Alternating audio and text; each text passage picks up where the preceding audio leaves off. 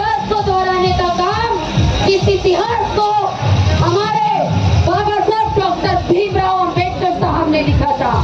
साथियों, हमें इस बात को समझने की जरूरत है कि बाबा साहब भीमराव अंबेडकर जिन्होंने इस देश में सामाजिक लोकतंत्र की बात करी थी, गैर बराबरी को मिटाने की बात करी थी, आर्थिक और सामाजिक और राजनीतिक जो विषमता की खाई है उसको दूर करने की बात करी थी, उस पर हमें बहुत ही गहन तरीके से काम करने की जरूरत है। चाहे वो सामाजिक स्तर पर हो, राजनीतिक स्तर पर हो या फिर सांस्कृतिक स्तर पर।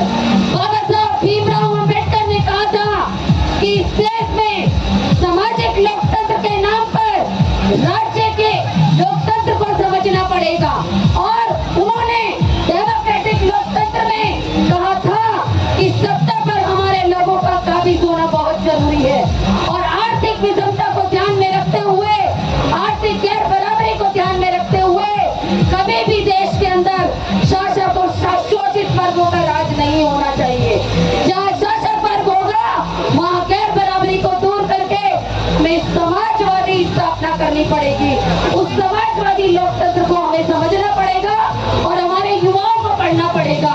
नारी जाति के रूप में पूरे देश भर में बाबा साहब भीमराव अंबेडकर ने अगर नारियों को आरक्षण नहीं दिलाया होता तो मैं समझती हूँ कि आज हम लोग नौकरी पर नहीं होते।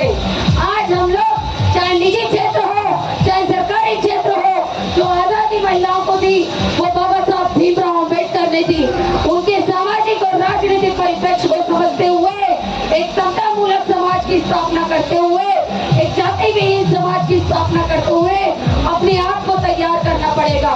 समर संघ ने अलवर शहर के अंदर ये तमाम यहाँ के दलितवादी जातिगत संगठनों ने जो एक जगह पर आने का काम किया है वह एक सराहनीय काम है, और इस काम के लिए हमें और तमाम छोटे संगठन जो घुमंतु समुदाय के लोग हैं, जो वंचित समुदाय के लोग हैं, जो हाशिए के समुदाय के लोग हैं, जो महिलाएं हैं, बच्चे हैं, अगड़े हैं, पिछड़े हैं, बहुजन हैं, सबको एक मंच पर आना होगा, तभी इस लड़ाई को हम लड़ सकते हैं।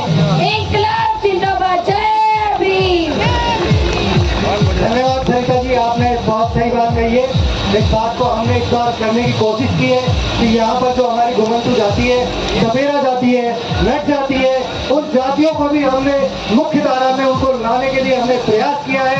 इस संघ के जरिए बंधुता बढ़ाने के लिए दृढ़ संकल्प होकर अपनी इस संविधान सभा में संविधान को अंगीकृत, अधिनियमित और आत्मार्पित करते हैं। जय भीम, जय भारत, जय संविधान।